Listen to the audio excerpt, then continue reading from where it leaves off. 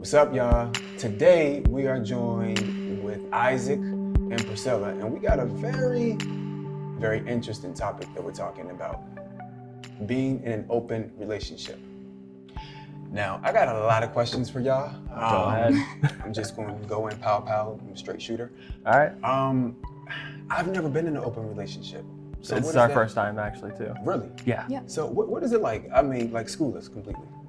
And if you don't mind me asking, who initiated the open relationship transaction? So that was actually her. That would be me. Really? Yeah. Ah, okay. Mm-hmm. So can I ask, like, what made you want to be in an open relationship? So it actually started with my parents. So they were kind of having these less than faithful issues. So, and they're in like their middle ages. So I was like, I don't want to end up like them. And he was my first serious relationship, and I knew that I wanted to be with him. But also, I didn't get to experience exactly what I wanted to experience. Like, I never explored, and so he was like my first in almost everything. So I just kind of brought it up one day when they were having when my parents were having these discussions. I was like, hey, why don't we try this? So did you guys kind of come to the table and say, well, today we'll have a girl, or maybe we'll go out and look for a guy, or because I don't know how this works. So initially at first I was pretty closed off to it actually, because I had more of a different view. So I used to be more of the jealous type, and it was kind of like I didn't want to share her, you know? And I know a lot of people kind of have that view type and everything, and yeah, I was just completely closed off to it. But I kind of, we talked about it. We talked about how we would set up boundaries. So first of all, we had to make sure that we had open communication with everything. We had to make sure that if we started getting feelings for somebody else, we had to talk about it and cut it off. And we had to agree on if she wanted to choose a partner to have sex with and everything, then I had to be okay with it too, right? And if I wasn't okay with it, she wouldn't do it. So it was we had to make sure that everyone agreed and was on the exact same page for every step of the process. Now, going back to me at first, I was pretty closed off to it. I've never really heard about it too much. I didn't know anybody who was in it, so I was just no at first, right? But once we kind of sat the boundaries down and we talked about it a little bit more, I kind of started to realize there's differences between the different types of sex too. For example, there's passionate, there's lust. I strongly recommend to next time, say if you're in a relationship, when you're with your partner and you're having sex and everything, try to think about what passion it might be and what lust might be, right? Lust would be more you just want to get the satisfaction, get it done, and kind of get it over with. While with passion, it's more you're kind of doing it with an emotional connection behind it. So would you say lust is more of a hit it and quit it, you know what I'm saying? Yeah, okay, more of a hit it and quit it. Yeah. And passion is when you just oh, I want you so bad, right. I'm raging for you. You have deeper and feelings. Right. Also going along with that too, actually she was my first also in regards to stuff like that. So when she started bringing up some really good key points. She was we're our first for each other. We're young, we should be able to go out and experience things. And I was like, that's true, I don't want to get down 40 years down the road or 30 years down the road and say if this is the person I'm marrying. I don't want to have that regret. I never got to go out and experience and go to a party and hook up with someone at a party or something like that. I want to be able to possibly have that option. So what's the screening process? I mean, is there a trial basis? For example, if you guys were to go to the grocery store or even at a party, would you guys, and you were interested in someone, would you kind of be we're interested, or if they approached you and you broke it down to them and said, hey, we're in an open relationship, it's an invitation. Excuse me if I'm not approaching it correctly. Right, no, you're I've fine. never been in this situation. But what is the screening process when you're selecting partners? Right. Well, so I mean, for me, I always have to be comfortable with you. I have to know you. I have to obviously talk about it with him. And we know everyone we know. So he knows my friends, I know his friends. We're so open. We have that communication with everything. So I mean, I'll literally just straight up just be like, hey, so I met this dude, or hey, like I've seen this girl or whatever. And then he'll be like, okay, so, and I mean, it just, whatever, you know, we feel, and we kind of just go for it. So it's both sexes, male and female, that you guys are okay with being open with? Yeah, so I'm fine with both.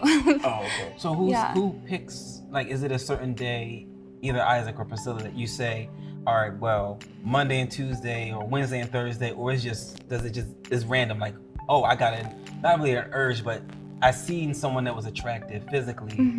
How would you feel if we were to bring this person in? Like, what are the boundaries that you two set for your relationship? Right. And how do you figure out who is right for the situation? So what I would say is, so there's like two differences. There's one that's bringing in the person into the sexual experience between both of us in the relationship, and there's some that are on the outside.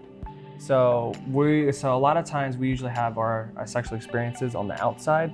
So it's not like all three of us all at once. I'll have someone that I might go and have sex with. She'll have someone that she can go and have sex with, you know. So and for that, it's just whatever we're interested in. Say if I find someone attractive, I would tell her, hey, you know, like this person, I think she looks good. I think I'm interested, you know, and stuff like that. And you know, she'll want to maybe see like a picture, you know, see what she looks like and everything. And if I'm texting that person, you know, she wants to see like what's going on and stuff like that. See if she likes her too, you know. And if she feels comfortable with it and I feel good with it, then it's a green light and it's good to go. So I know that you guys kind of sometimes like branch off when you do find people that you are interested in. Right. Do you guys at times have like threesomes when, like, for example, if you find a girl and that you're comfortable with, or vice versa, you find a guy, do you guys kind of say like, hey, like I want to bring him in so that we can do this as a big tag team, pretty much? Right. So I mean, just again being very direct. Right. No, you're good. Tag team. So we've actually talked about that before. So for what she was saying, she's not so comfortable bringing in another guy. She wants to bring in another female. Okay. Right. I'm open to both. I do have a preference of more of a female, but obviously I'm open to both. If she wants to try it, then, you know, she can try it and we can try it. We haven't had the actual experience with that just yet. So we're looking, but it's kind of hard because a lot of people get kind of freaked out with it a little bit, especially knowing that we're in a relationship as it is. They don't like that. Yeah.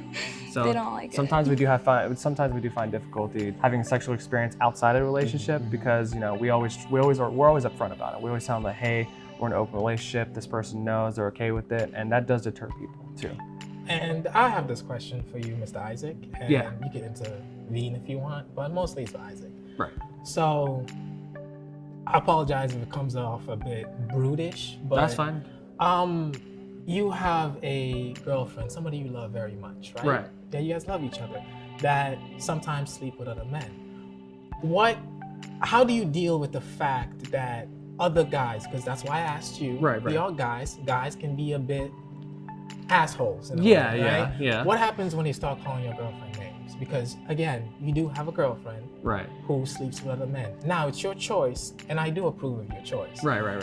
But at the same time, this world is a bit shitty, and people will come after you and say certain things. So how do you deal with the fact that they call your girlfriend names? Now names, like, what do you mean, like in regards? Like in terms of in our community, oh, she belongs to the streets, or she, you know what I mean, stuff like that. And it will come out, like people will say that. So how do you deal with something like that? Truth be told, it doesn't really bother me because I know who she is and I know what our relationship is and I know where we stand with things. So it personally just doesn't bother me. Before, I could say it might have, because I used to care more about people's opinions, but I realized that the only validation that I need is for myself, and in regards to that. So, and just practicing that over time, it just doesn't bother me anymore. Okay. What happens if you catch feelings for the person that has joined the open relationship? I mean, if you do catch feelings for him, how do you cut him off? Right. So we actually talked about that as one of our boundaries first, before we even started anything. Is that one, obviously we don't want it to even get to that point in the first place. But it can, though. Of course, exactly, it can. And two, if it does, like if we're catching feelings romantically and stuff like that, then before even cutting it off, we would go to talk to each other, because if we're catching feelings romantically, then there's something that's not being satisfied in regards to our relationship romantically. And that's something we need to talk about and you know, reevaluate things in regards to relationship, you know, because that's not what we're Do you think, I mean, but it is possible to be in love with two people. So, I mean, you could catch feelings for, you know, one person, but still be very much in love with your girlfriend. Right, yeah, so I get what you're saying. So you're talking like kind of like more like a crush or something like that, you know, or you love someone physically, maybe, or something like that. You love someone spiritually, mentally. You got all these different realms people will place boxes in. Right. I think you're saying, right? Yeah. So, in that aspect, you got all these different realms. So if someone, like, let's say romantically, this is the one for you, but physically there may be someone else. So I guess, how do you keep yourselves, like you said, you talk it out and you figure it out. So something's not being figured out in between. So I get what he's saying. Something's not figured out in between. There's a disconnect as to like, all right, I got Priscilla, I'm physically attracted to her, but why aren't I mentally attracted to her? Do you ever has that ever been a thing for you two? So for me, it hasn't been, and no, it hasn't been. No, it hasn't. And I will say that sometimes it is hard to completely define every single possibility up front, because life is unexpected, you know? You haven't dealt with it. Yeah, you haven't dealt with it before. But the thing I hold strongest is that as long as you guys have that open communication, that you could come and talk to them about it and say, hey, this is what's going on. I think something will work out. Either you guys stay together, or you stay with that person, or we break up, or whatever it may be. But I think the key to everything is just communication with it. Do you guys ever regret the fact that you do this, like in the back of your head sometimes? Like, because people sometimes do something and be like, oh, am I doing it right? Am I doing this? For example, you have kids one day, right? In the future, you will have kids one day, right? Right. Do you ever regret the fact that you can see like porn stars have kids, they get bullied, that's why they homeschool them? Do you ever have that back in your head, like, my kids, you know, somebody might say something to my kids, and then it might not affect us, but it will affect that little child. So do you ever think about stuff like that? So yeah, actually quite a lot. But the thing is that we're not married. So it's kind of like, we're young, you know? So we have yet to figure out, first of all, are we gonna get married? Yes. You know, and second of all, do we wanna continue being in an open relationship after we're married or not? So I want to ask, any couple could encounter someone at any given time. So is this a better situation so that people won't cheat on their partners? That's actually one of the things I was actually going to bring up too, is that I think it does take a lot of the stress out of a relationship in regards to our possible errors, you know, with cheating and everything. Because I mean, a lot of times people cheat, either one, that they're not getting what they desire at, you know, with their own relationship, or that they just want to go explore out and they just want to have more fun. And I think that takes a lot of that possible cause away. Okay. Now, would you, when you guys I know that you guys know a lot of people that you're comfortable with. Right. But in a typical open relationship, would you guys go for someone much older, closer in age? So it just depends on who we want, like what we look for. For me, I usually try to go with someone who's typically more my age, you know, and stuff like that. Yeah. But I'm not closed off to someone who's, you know, older or anything, you know. So truth be told, age is pretty much a number, you know. That's true. So of course, you know, legally. But you don't probably, I'm sure you don't want nobody that's like 75. Yeah.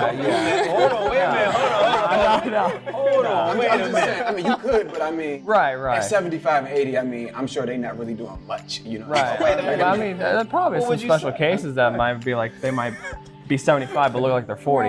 Right. But okay. But that's not typical. That's not what I'm seeking out for, you know. What happens if Priscilla does meet someone and they happen to be of that age bracket? They're like, hey, but she's like adamant, like, look, Isaac, I'm telling you, this guy, this is it right here. This. We got to make this one happen. And like, hey, you know. And if you said, if you disagree though, she doesn't do it. But if she's adamant, like knocking on the door, like, yo, so this gotta happen. Right. So, and I want you involved. Truth be told, one thing that we also try to do too, is we always try to stay with an open mind in regards to things, and we think that within reason, it's always good to at least try something once. Because how do you know if you don't actually like it if you haven't at least tried it first? I hear what you're saying. I just feel like at like 60 and 70. Oh, of course. I mean, hold on. so it's Have you tried it? Have you tried it? I haven't tried it, and I don't plan on trying it. You're going to get that age one day. What do you mean? But okay, so you're telling me you're in your 20s, even people in their 30s, even 40s, you would want to deal with somebody that's like 75? But you have folks who do like a much mature clientele. Yeah. A much mature audience.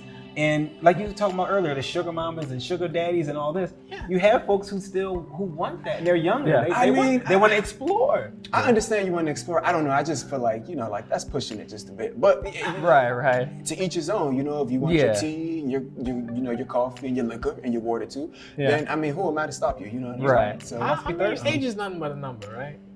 That's true, but I mean, wait, 18 and up. Yeah, that's what I was saying, right? 18 and up. I'm not trying to go, We're not doing anything under 18, really. I would say under 21. Yeah. In most cases. Right.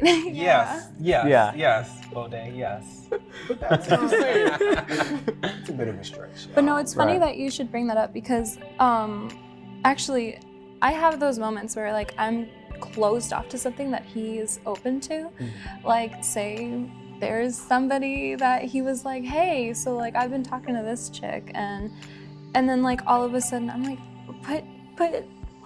Like what are you okay? I mean, and he's like, are you good with that? And I'm like, I mean, at the end of the day, sure, but it's almost like I'm just rooting for him and I'm like, is this what you want? Is this what you're gonna score here? Is that all you want? I mean, because like you said, you're respecting each other's decision and keeping your relationship fresh. So if there's something that you don't see in this person and that you don't see in that person, whether he's 70, 80, or 90, then it's okay. But she sees it, and if she's like, you know what? Remember that time I let you do this? Just or do you ever have that to where as though it's not really like a tit for tat, but it's like, it's like, all right, he was all right, and I guess I'll let you do that one. Now she sees the picture of the other one, and she's like, is that what you want? And you're just like, yeah. It's just like, all right, go ahead. Like, do you ever have that to where as though you're questioning each other's choice? Well, all the time. So I was gonna say, there's plenty of times that like she might be looking at someone and think that person's like really attractive and she might want to do something. I'm like, really? Like, but if you went that distance and you did it, would you like? I would at the end of the day say after you've done it, like, oh, I wish I wouldn't have did it. That wasn't the person for me. I thought it was something that it really wasn't. I mean, I haven't had any experiences like that just yet, but I'm bound for that to happen. That I might have an experience with someone, and at the end of the day, it wasn't like what I wanted, or it wasn't what I thought it would be, and I might have regrets. Yeah, I mean that could happen, but I don't think that would be anything in regards to catastrophic towards her. So now, correct me if I'm wrong. Right. When you're in an open relationship, that's kind of like swinging, right? Like, I've heard people say in the past, like, we go to swingers parties. And, and I'm like, what is, because I didn't know what a swinger was. Right, yeah. And they're like, a swingers party is when you go to a party, you meet Jackie, and you might be like, all right, Jackie, I want you right now, let's go home, whatever the case is. Or you meet Joe. So do you guys go to parties like that? Are you open to going to parties like that? I'm open, but I've never been to. Yeah, we haven't been to. As far as I know, a lot of parties like that are pretty low key. So I mean, those groups are pretty closed off, and you gotta know someone to really get inside. Exactly, they're very close knit.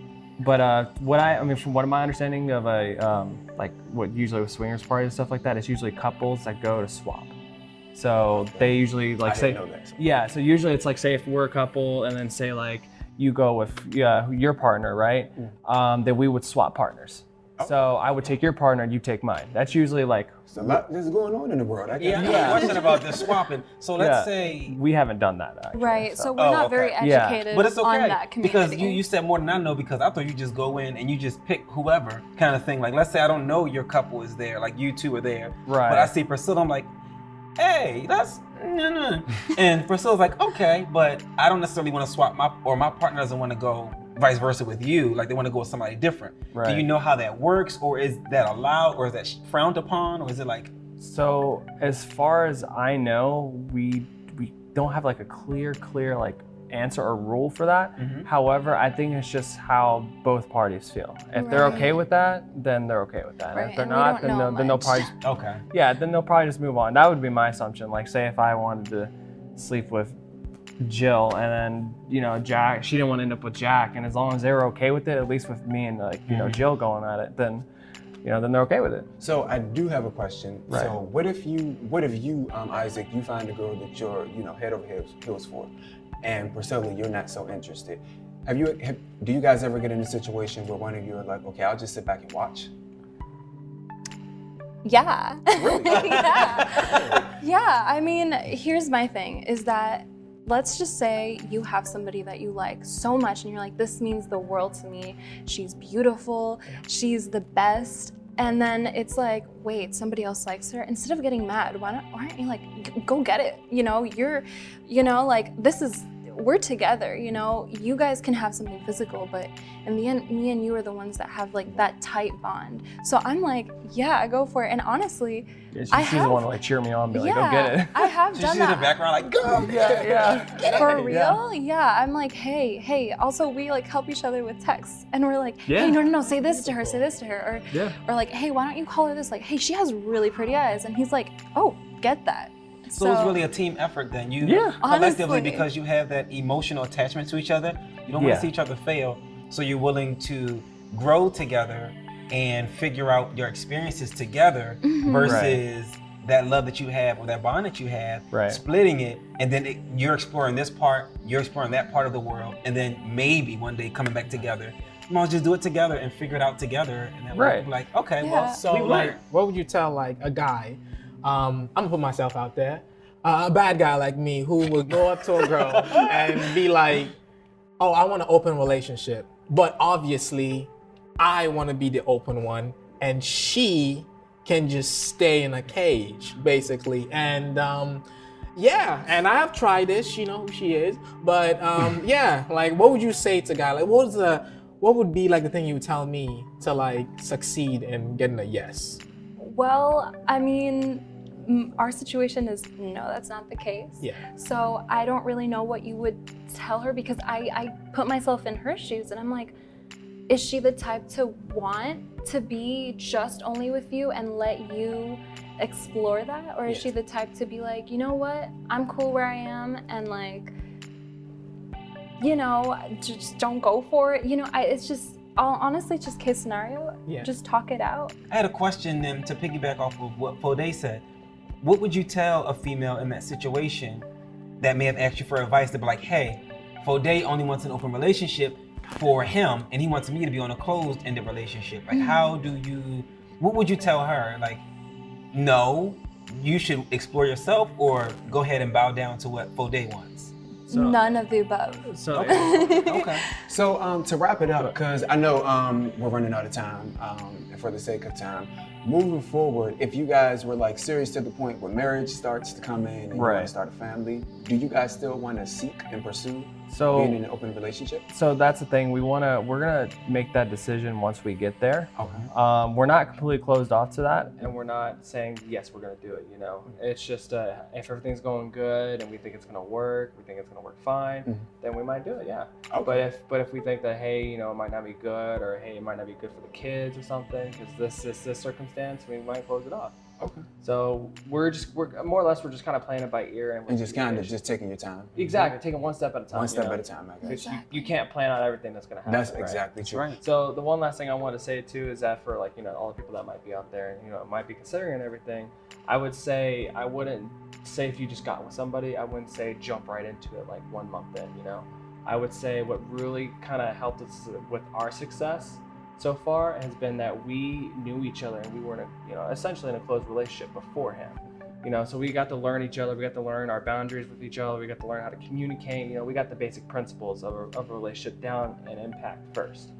And then that's when we So your advice will be to get to know get to know the other person, you know, get the core fundamentals that you need for a relationship down packed first, make sure everything's good.